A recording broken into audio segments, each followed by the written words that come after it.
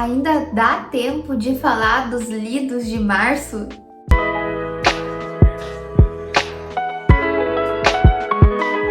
Porque eu vou falar nesse vídeo aqui hoje de todos os livros que foram 5 livros que eu li no mês de março. Gente, vocês vão estranhar provavelmente que o áudio tá diferente porque eu tô sem microfone.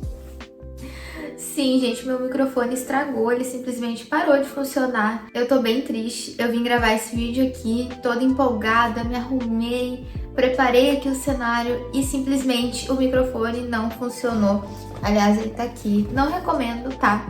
Os microfones da Ulanzi eu usava e, tipo, achava... Não é o melhor microfone, não tem a melhor qualidade, mas eu achava que servia, sabe? Dava pra ouvir, não ficava tão abafado, era ok. Mas é um microfone que eu paguei R$100, então em algum momento ele ia, né, de arrasta ou ia dar algum problema, mas eu não esperava que fosse algo tão pra agora, sabe? Mas enfim, não vou ficar aqui chorando, né? Infelizmente agora eu não consigo comprar um novo, então já se inscreve aqui no canal, curte esse vídeo pra me ajudar a chegar em mais pessoas. Eu conto muito com a ajuda de vocês para fazer o canal crescer, justamente para fazer essas melhorias, como por exemplo o microfone, né, que é uma coisa muito importante que hoje em dia que eu usava microfone, que eu usei muito esse microfone aqui, eu sinto muito a diferença sem o microfone, tá? E eu acredito que pra vocês dá diferença também. E o primeiro livro que eu li em março foi A Bruxa Rebelde, e é a finalização então da duologia, né, da Mariposa Escarlate. E eu dei 5 estrelas pra esse livro. Eu confesso que eu não fui com tantas expectativas assim, porque eu via muita gente falando que não gostava ou que achava o segundo livro menos bom do que o primeiro, achava o primeiro melhor. E aí eu já fui com uma expectativa mais regulada, né, sem esperar tanto do livro. E no fim das contas me surpreendeu bastante. Na verdade, eu gostei mais do segundo volume do que do primeiro, que me impressionou bastante, porque normalmente é o contrário. Mas eu gostei muito porque eu senti que nesse livro a gente teve muitos plot twist, mais do que no primeiro. A gente teve mais plot twist, teve mais ação na minha percepção, tá? Então a gente teve mais acontecimentos mesmo, a gente teve ali o desenrolar de coisas e a resolução das coisas, então a gente foi vendo as coisas acontecendo e se resolvendo, e pra mim foi muito fluido de ler. Não que o primeiro também não tenha sido, porque eu amei o primeiro e eu acho que eu até favoritei, mas esse aqui eu gostei mais ainda. E eu confesso que é uma duologia que eu esperava que eu fosse gostar, mas eu não esperava que eu fosse gostar tanto, então eu tô muito feliz com essa conclusão. Eu acho que se tu gosta de romantasia, e sim, é uma romantasia, tem romance, mas tem fantasia, eu acho que a Kristen Schicarelli, ela dosou muito bem os dois, porque a fantasia e o romance são na dose certa. Eu acho que ela coloca ali a fantasia necessária e o romance necessário para formar um livro muito bom, uma duologia muito boa. E eu acho que se tu gosta desse gênero, vale a pena dar uma chance pra duologia da Mariposa Escarlate.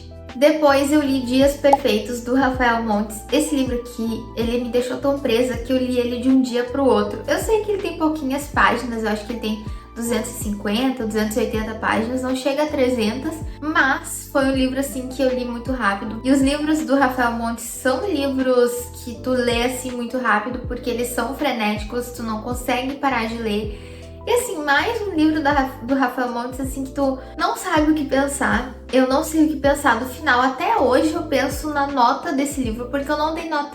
Eu simplesmente não sei qual nota dar, porque ele é muito bom, mas ao mesmo tempo eu achei que o final foi injusto, mas é muito bom mesmo assim.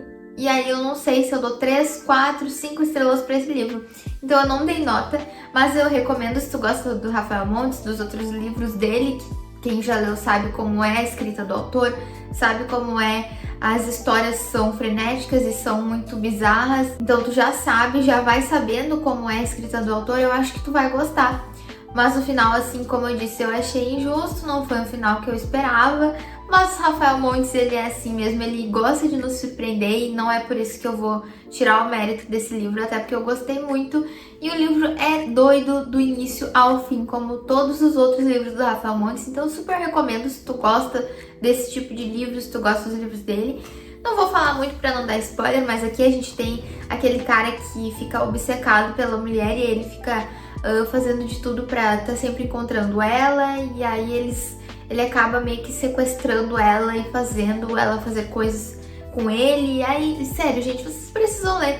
Vocês precisam ler, porque eu não posso falar muito. O livro já é curto, eu não posso falar muito.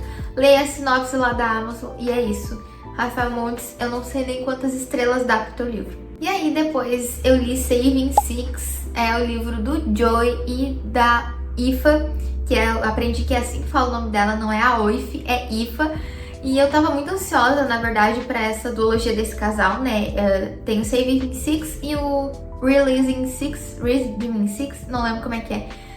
E o Saving Six, então, é o primeiro livro desse casal. Eu dei 4 estrelas, eu gostei bastante. Nesse livro aqui a gente conhece muito mais do Joey e da Ifa como casal.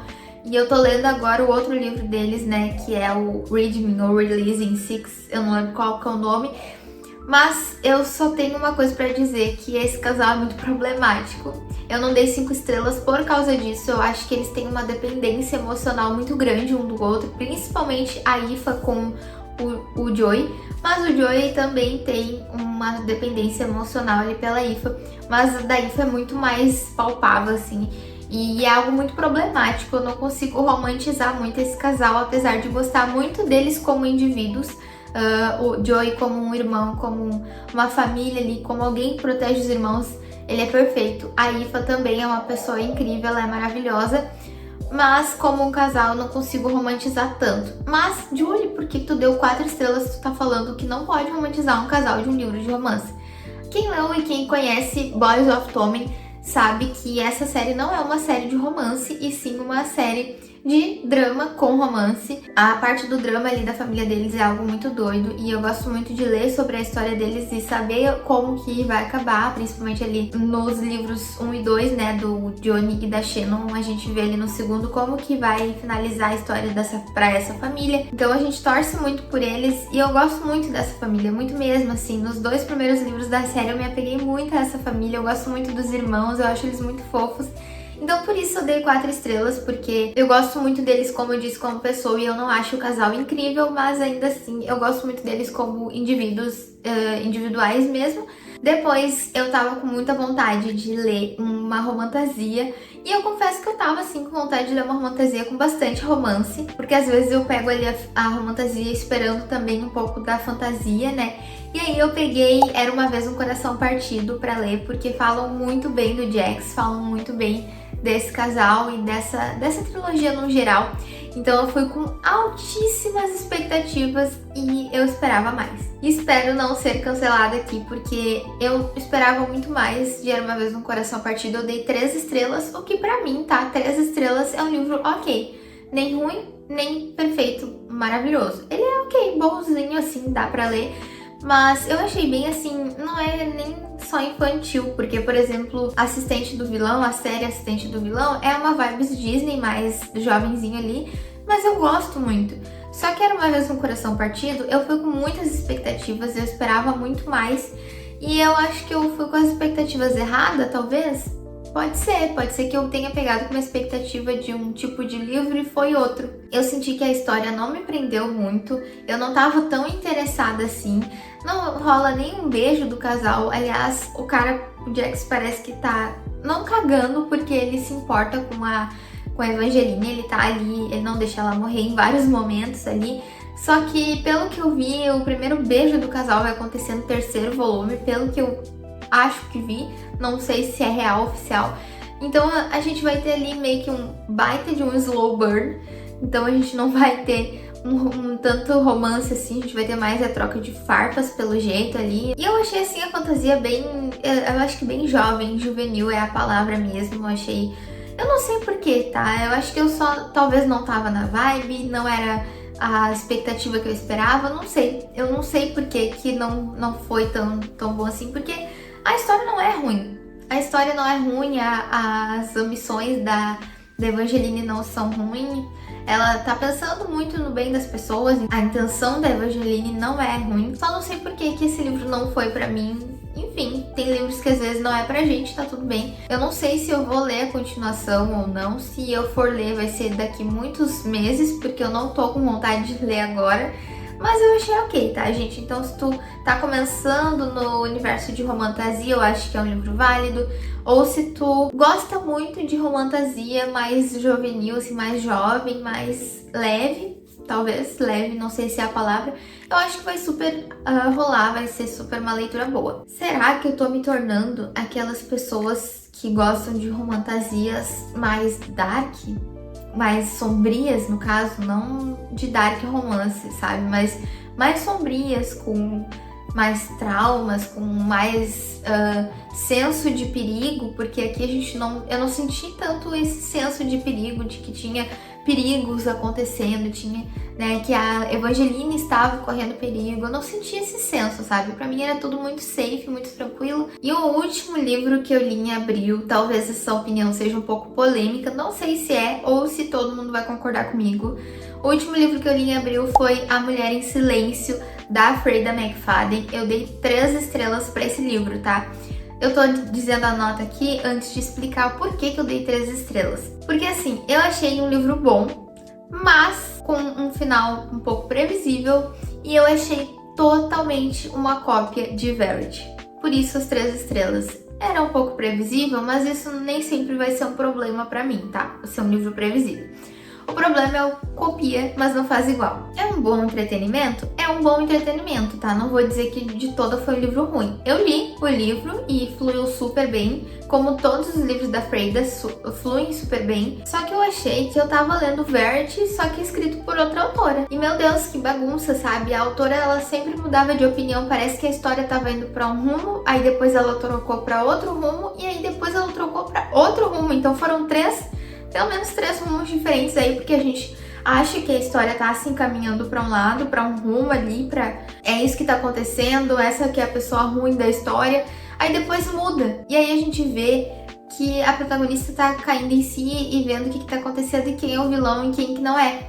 Aí tá, a gente começa, nossa, tá se encaminhando pro fim, a história, né, a gente tá entendendo o que tá acontecendo. E aí, do nada, a autora vira de novo pra outro lado. Então, tipo assim, eu acho que a autora ficou um pouco confusa, ou ela não sabia pra qual lado que ela realmente ia levar, ou ela queria deixar a gente confusa, ou ela queria fazer aquilo de tipo, eu tô enganando vocês achavam que era isso e na verdade não é. Só que não foi de um jeito bom que ela fez isso, entendeu? Muito bagunçado, isso deixou a história bagunçada, deixou o final bagunçado, porque todas essas trocas foi no final pra gente descobrir, sabe aquela parte do final do livro que tu descobre o plot, tu descobre o que tava acontecendo, quem era o vilão ou a vilã, era nesse final que ela muda tudo, então não é durante a história. Durante a história a gente acha que é uma coisa, igual o Verity. Mas ainda assim, como eu disse, é um entretenimento, vale a leitura. Se tu não leu Verity ainda, talvez seja melhor pra ti, porque tu não vai ter a Verity como uma referência ali. Mas como eu já li Verity, a esposa do cara também é acamada, ela não se mexe direito, ela mexe um pouco sim, às vezes ela consegue falar uma palavra e outra, mas ela fica o tempo inteiro, maior parte, ou em cadeira de rodas, ou acamada, então tem a mesma tensão. E aí a gente vê o protagonista dando remédios pra ela, então a gente fica pensando, será que ela tá assim porque aconteceu alguma coisa com ela de verdade? Ou será que ela tá assim porque o cara fez isso com ela? Será que esses remédios realmente estão ajudando ela? Ou será que esse remédio é realmente eficaz pra ela? Então assim, a gente não sabe. Muitos momentos parecidos, mas não vou dizer que é 100% igual, porque não é, mas o enredo inteiro é muito parecido, tá? Leia pondo sua conta em risco, que talvez vocês achem também parecido. Se tu já leu A Mulher em Silêncio, conta aqui nos comentários se tu achou parecido também. Se tu achou que era uma cópia ou não, ou se tu acha que eu tô viajando. Pode ser também, mas é questão de opinião, né, gente? Quando a gente lê um livro, a gente tem uma opinião sobre o livro e tá tudo bem também. Então é isso, essas foram as minhas leituras do mês de março. Me conta aqui o que vocês leram em março, que eu vou adorar saber. E até o próximo vídeo.